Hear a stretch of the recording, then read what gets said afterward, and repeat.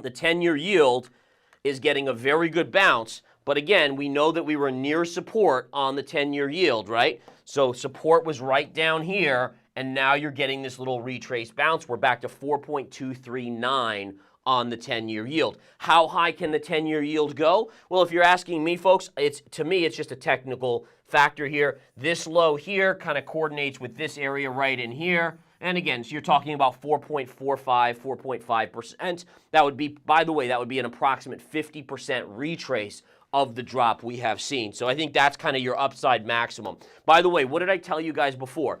When yields were at 5%, bear with me here as I get my drawing tool, when we were at 5% on yields, that was way too high. When we fell all the way down close to 4.1% on yields, that was way too low, right? So again, too high, too low, what does the market do? It's a pendulum, right? Or it slides this way and then too far this way, and after a while, what does it do? It comes right back center. And that's, again, the idea here is that probably the normal part of rates is right around that 4.45 area right in here, somewhere around that 50% retrace. Now, at least in the near term, right? As we get more economic news, the markets will obviously adjust expectations and where rates should be, but that's kind of what we're thinking. Okay.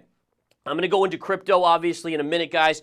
We are seeing some altcoins making moves. Solana is just remarkable, no doubt about that. We'll talk about that in a minute. But I do want to show you a couple stocks. So this stock is Gilead Sciences, right? It's a big biotech stock. The reason I want to just show you this is it actually has kind of a nice chart setup here, right? Again, a lot of charts I show you I think are overbought. This one actually is reasonable as long as it holds this pattern. So what's the pattern do we have? We have this big move up, and then we have all of this consolidation, right? All of this consolidation. And essentially what you can do is you take that high, connect it there, connect it here, and if you can break above like $81, this actually has a decent potential move up. I like this flag pattern. This is a good bullish flag pattern of consolidation. The only thing you would not want is you don't want to see these lows get taken out. So 72, you'd want to say, okay, that's it. It doesn't work anymore. If I decide to take this trade, and I'm not in this trade as of now, but I'm watching it, if, again, we broke 72, it'd be like, cut it. Just be done with it.